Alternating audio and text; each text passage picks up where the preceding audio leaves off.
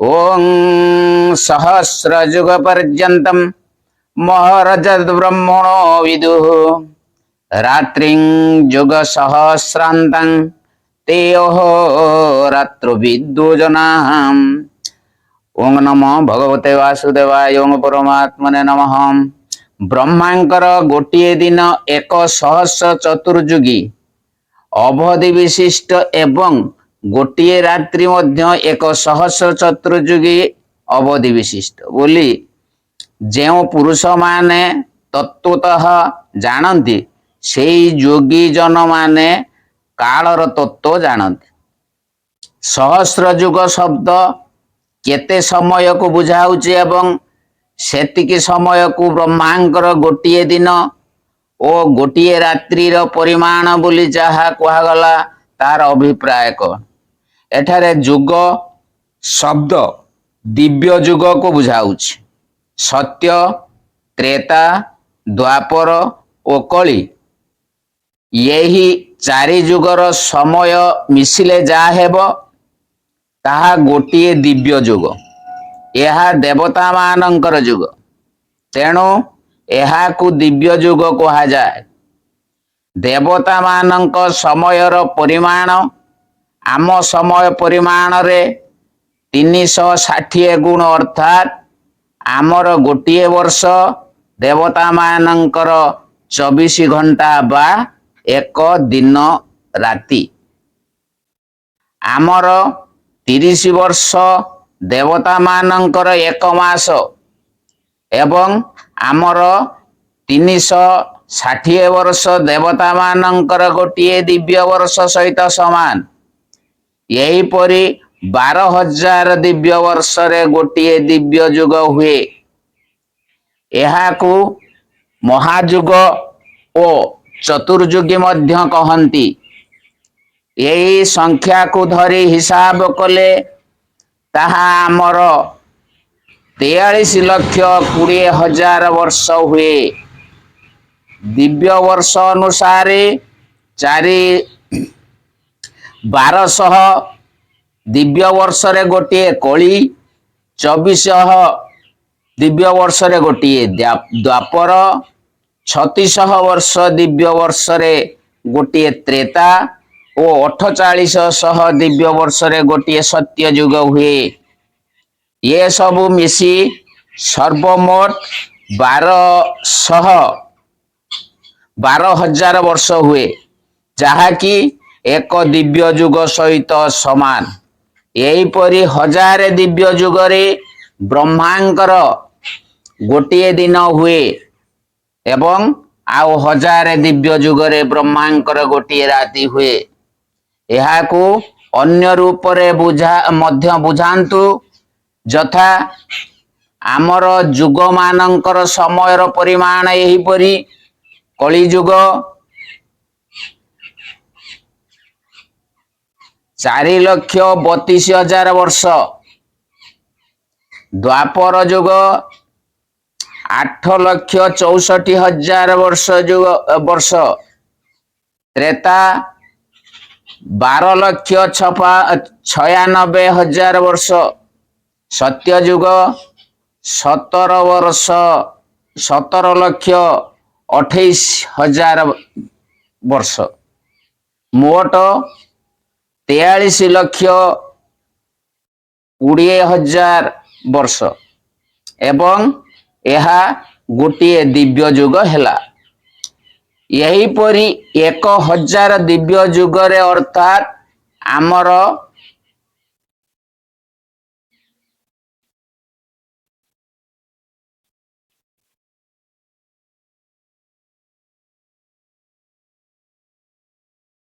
432 कोटी वर्ष रे ब्रह्मांकर गोटिए दिन हुए एवं आउ सेतिकी वर्ष रे ब्रह्मांकर गोटिए राति हुए। मनुश्रुतिर प्रथम अध्याय रे 64 रु 73 श्लोक पर्यंत यही विषय रे विशद वर्णना रही। ब्रह्मांकर दिन को कल्प बा स्वर्ग ओ राति को प्रलय कहंती। एपरी 30 दिन राति ब्रह्मांकर 1 मास एपरी 12 मास गोटे वर्ष एवं एपरी 100 वर्ष ब्रह्मांकर आयु पूर्ण हुए। ब्रह्मांकर दिन रातिर परिमाण यही भगवान दर्शाई देइछन्ति जे ब्रह्मांकर जीवन और तांको ब्रह्मलोक मध्य एपरि भाव सीमित और निर्दिष्ट काल रे अवधि विशिष्ट, अतएव से मध्य अनित्य एवं से जेतेबेले अनित्य ओ तांको तଳ लोकर ओ सेथिरे बास करुथिबा प्राणी मानंकर शरीर जे अनित्य तांको कहिबा अनावश्यक। जेउ लोके ब्रह्मांक दिन रातिर परिमाण जानती सेमाने काल तत्व जानती। यार अभिप्राय कौन? ब्रह्मांक दिन रातिर अवधि जानी पारिले मनुष्य को ब्रह्मलोक एवं तार अंतर्वर्ती समस्त लोकर अनित्यता विषय रे ज्ञान हो जाए।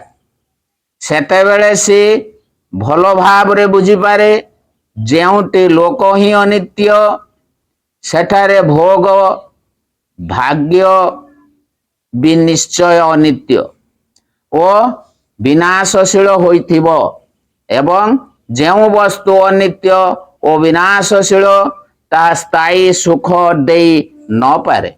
अतएव यह लोक ओ परलोकर भोगरे आसक्त होई ताहा पाइबा को चेष्टा करिवा तथा मनुष्य जीवन को प्रमाद रे लगाई ताहा को व्यर्थ कराइबा एवं एक विराट मूर्खता। मनुष्य जीवनर अवधि अत्यंत स्वल्प, एणु भगवान को प्रेम पूर्वक निरंतर चिंतन करी शीघ्रातिशीघ्र तांको पाई पारिबा ही बुद्धिमतार कार्य एवं एथिरे ही मनुष्य जीवनर सफलता सहित सफलता निहित जे एपरी बुझी पारंती से ही दिन राति रूपक काल तत्व जानी निज अमूल्य समय सफल विनियोग करि पारंती।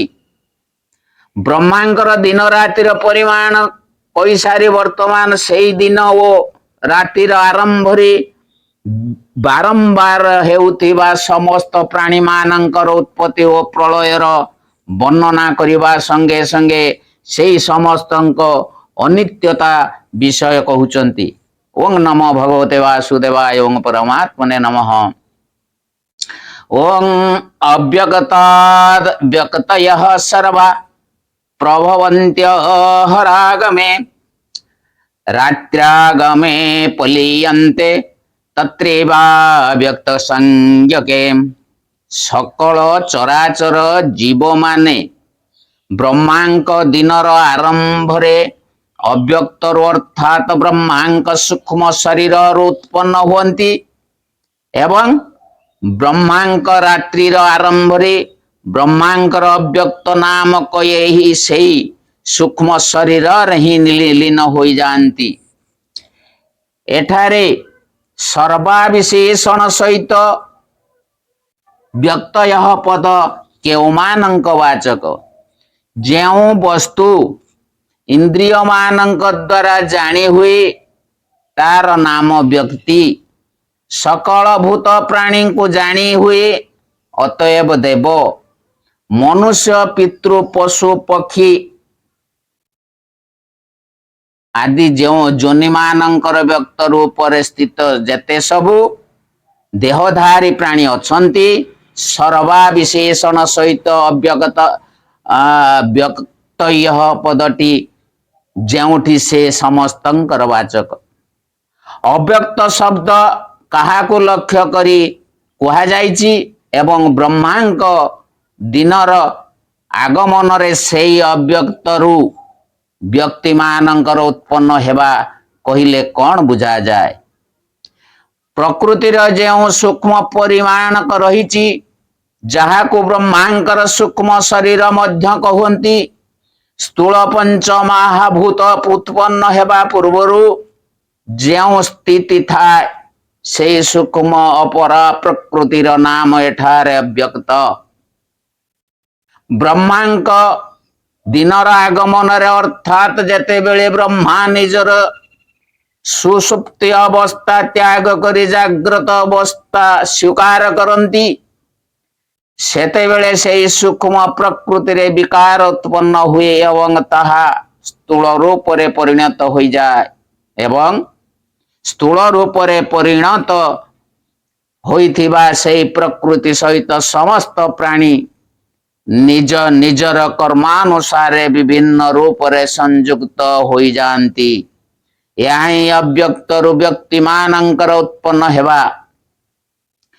ରାତ୍ରିର ଆଗମନ ଅର୍ଥ କଣ?